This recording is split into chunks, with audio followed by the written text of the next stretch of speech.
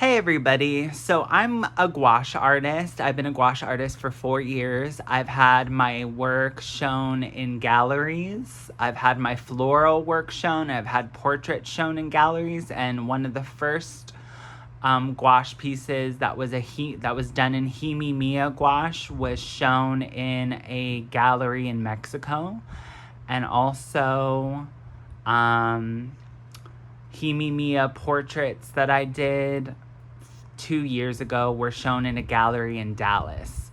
So I just wanted to come in on here and review this Sennelier Gouache, and I just stocked up on it. I literally emptied my bank account. I have $7 in my bank account now because I decided to splurge on this gouache. But luckily payday is next week. It's in a few days, in a couple days I should say, and I'll be fine. And I also want to do a little art supply haul video because I got these brushes. They're all the same sizes that Emily Hughes used, so thank you for listing your sizes, Emily, because I'm not buying your $75 brushes. I'm sure it's a gorgeous set, but it's $75 is pretty steep, and I'd rather buy paint, and these are just quality brushes, but I'll get into that later. I wanted to talk about the Sennelier Gouache, its new formula. I guess they updated the formula and updated the packaging, so it's a little bit different than it used to be. And I did 3 paintings with this gouache, and I have to say that I am a fan, even though if you use a lot of white, it does get chalky, but isn't that the case for using a lot of white anyways? So I'm going to show you the piece that I worked on just last night with the Sennelier Gouache. You can see that it's a little chalky, but that's because, and I was using a Holbein white, so I think that's the reason why it was chalky. But honestly, I used the fluorescent colors because I bought these open stock. I like buying art supplies open stock a little bit more because you get to select your palette and you don't have to just be given what you pay for the starter set. I've seen some people complain about the starter set, and that's why I also decided to go with just my own colors. But I haven't seen a lot of reviews on this gouache, and I have to say, the consistency, even though there's a lot of binder and some filler in here, it's really unlike anything I've used before. It's really buttery, and it's a dream to use out of the tube. And I'm gonna show you in my large A3 sketchbook the monochromatic paintings I did with this gouache in fluorescent colors. And I think these are a lot stronger than what I slaved over this portrait that I slaved over. I think these are a lot stronger and just a lot more vibrant and really showcase this gouache's capacity. I think having fluorescent colors is a game changer, even though Turner does do fluorescent colors. I have also heard that this gouache, at least its old formula, dried the tones were very difficult. The drying process, things lightened and darkened, as is what happens with gouache. But I heard that a lot of people didn't like the values in the old formula. Luckily, I didn't really have this problem in the new formula, and I love the new formula. I didn't use the old formula, but I love this new formula. This gouache is a dream to use. And cobalt blue, a tube of cobalt blue is only $10. That's not anything you would pay like for Daniel Smith, which I have some Daniel Smith cobalt blue, and that I believe was $14. Sometimes money is no object when it comes to art supplies, or I really just try to budget for art supplies. So I'm not trying to be like a bougie queen. I'm just saying that, like, honestly, I really do have an art supply budget, and I try to budget and allocate my resources towards art supplies, and that's like my new addiction instead of smoking weed. So, yeah, honestly, I really love these two paintings. I'm not as happy with this painting, even though I posted it the other day, or actually just today. I posted it just today. And I'm really not happy with it. I think the drapery is just weak. I think it's chalky. But that's more on my end and not an example of this gouache, because it is vibrant, as you can see. And although I am being biased and these are fluorescent colors and they're naturally vibrant, I would say they're pretty vibrant. Here's stuff done with Holbein. Mainly Holbein, a little Shinhan gouache. And it's about the same vibrancy, I would say, if not more. It's just two different palettes. And honestly, that permanent white that I use by Holbein really makes things chalky. Here's the palette I selected. I selected bright yellow green, viridian green, yellow ochre, Helios purple, French vermilion, because if it says French in it, I'm a little Francophile, I gotta get it. Naples yellow light, fluorescent pink, Venetian pink, Van Dyke brown, gris de pain, Payne's gray, my French accent is horrible, cobalt blue, burnt umber, Mars black, and fluorescent orange. I did not do the fluorescent yellow because I just don't like fluorescent yellow. But also, this video is a little bit of a showing off of my new art supplies that I got. I got this Leuchterm sketchbook that I have totally got paint all over already. And as you can see, I've been having fun in it. I just started using it. But yeah, God, I want to like this so bad, but I know it needs more work, but I'm not going to work on it. I'm just going to let it be and let it exist as an exercise in what not to do with gouache. But these are the examples I've used with the Leuchterm sketchbook. And this Beechmore, which actually has perforated pages, which I love. But these are the only paint studies I've done other than the fluorescent heads. And I've been exploring using braids, as you can see, painting braids, which I've had so much fun doing. And I think it's so important to learn different hairstyles and hair textures from marginalized individuals. And I think it's important to paint marginalized individuals, which is why I have burnt umber, Van Dyke brown, yellow ochre, and burnt sienna. I usually do have burnt sienna, but I had enough burnt sienna by Holbein. So it was fine to use that instead of just getting another tube of burnt sienna when I have it in supply and I'm well stocked. I didn't feel the need to do that.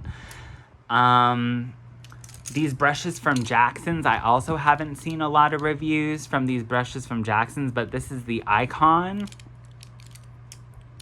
This is the Studio Synthetic. And the rest are Onyx. Oh no, this one's Studio Synthetic as well. And the rest are Onyx. The Onyx and the Icon brushes are great. I have not used this large one except for backgrounds, but it's great for big washes of color. And if you want the sizes, this is a round number 6, a round number 4, a round number 2, which I actually would prefer using a liner brush for details instead of using the round number 2. I find that it doesn't come to a nice point that I would want it to. That's my only complaint about a round number 2. A flat 3/8 of an inch flat, 1/2 of an inch flat, 3/4 of an inch flat, and a 1 inch flat. So those are all the brushes. If you want to be like little artfluencer Emily Hughes, you definitely can just go and buy those sizes and purchase these sizes instead of purchasing her bougie brush set. No, but I love Emily. Emily is a great artist, definitely better than me. And I've been inspired by her to do the 100 Heads challenge. So that's why I'm definitely painting all these portraits in my sketchbooks. And that's why also Sofia Pavon Macias, who does the monochromatic portraits, that's where I got that idea to do monochromatic portraits. So I'm just basically a copycat. But, you know, we're influenced by each other, and honestly, doing a monochromatic portrait really is a time saver as well. If you want to paint something, if you have the urge to paint like I do after I make this video, I will definitely use a monochromatic palette. Probably in cobalt blue this time. I want to use this cobalt blue because cobalt blue is such a bougie pigment, but for only $10 and you get 21 mils. It's a very affordable middle of the range, mid-price range, at least mid-price point, I should say. All that word vomit, sorry. Mid-price point gouache that I really, really love to use. I love the consistency. I wish I could just show you the consistency. Maybe if I get a tube, I'll show you this French vermilion. This consistency. It definitely has a binder in there. And the binder is interesting, and it definitely has some filler in there. But it's really gorgeous. It's lovely to use. It's not as tough as Holbein is, even though I love Holbein. It's my favorite gouache, definitely. I think I love just the texture of this gouache. And it was definitely a dream to use. And I will be using this more often because 21 mils, and some of these are only $7 a tube. Like, that's nothing. That's like, you get so much bang for your buck using these. And I know that these sold out on the Blick website, so I'm sure we'll see more reviews coming, but I kind of wanted to beat everyone to the punch and to just talk about the new formula and how much I enjoyed using it.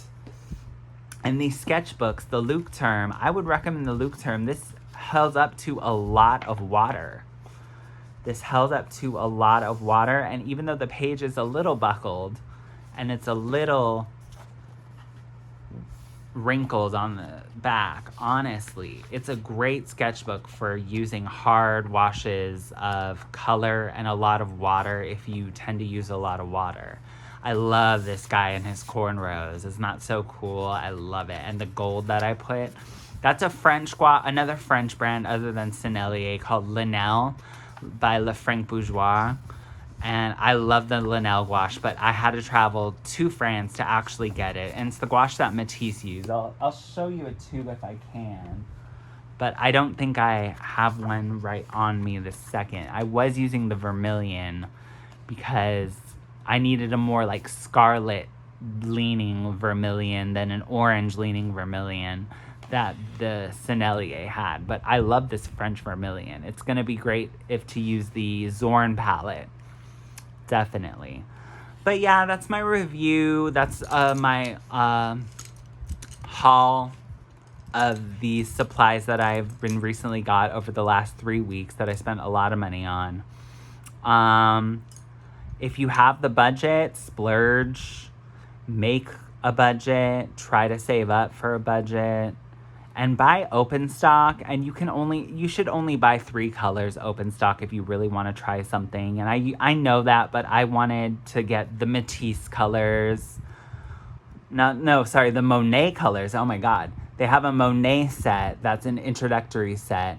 That's the Viridian Green, the Helios Purple, the Bright Yellow Green, and I think Van Dyke Brown. But I wanted to just get the full tubes and not the 10 milliliter tubes that Sennelier also offers. I wanted a lot of paint because I like stocking up, and you never know with these tariffs how much imports are going to be. But luckily it hasn't really been in effect too much. But yeah, that's my review of the Sennelier Gouache, the review of these supplies. The Beechmore sketchbook is wonderful. It's so large. It's this large A3 sketchbook that I got. It's definitely more pricey, but it's worth it. The paper is a little weaker. It doesn't hold up to as much water, so you have to be mindful of that. But it's a great, great sketchbook and I find that I have to use larger sketchbooks because I just draw naturally so large. And so what's great about a square 8x8, or is it 8.5 by 8.5, this Leuchterm? I'm not sure. I think it's 8.5 by 8.5. It's really, really a dream to use. I love this. I definitely will. I'm a Leuchterm convert now. I can see why they're so popular. They're well bound too. It's worth the money. Yeah, but that's my review of the Sennelier Gouache. It's buttery. It's really a joy to use. Certain things come out chalky if you use too much white, but that's the way it is using too much white anyways. You'll notice that these weren't as chalky. They're very nice. And I can't wait to just paint with these some more, and I can't wait to see other people's reviews, hopefully more positive reviews of using this new formula that they formulated for their old gouache. And it's way more accessible than Le Franc Bourgeois, and it's still French, which I love French culture. I love French things. I visited Paris last year, and it was the trip of a lifetime, and I also got some YSL cologne because I really splurged. Luckily, payday is coming again soon, but I'll be more mindful and actually get groceries. Not that I'm struggling or anything. It's just like I need to be a little more practical than buy art supplies all the time. But yeah, that's my review. Highly recommend if you can afford it. I would buy open stock first. And yeah, guys, go and get this gouache.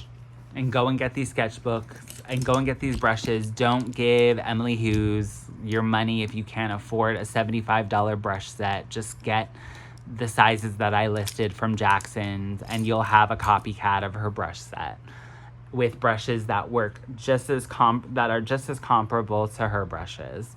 All right. Bye, guys.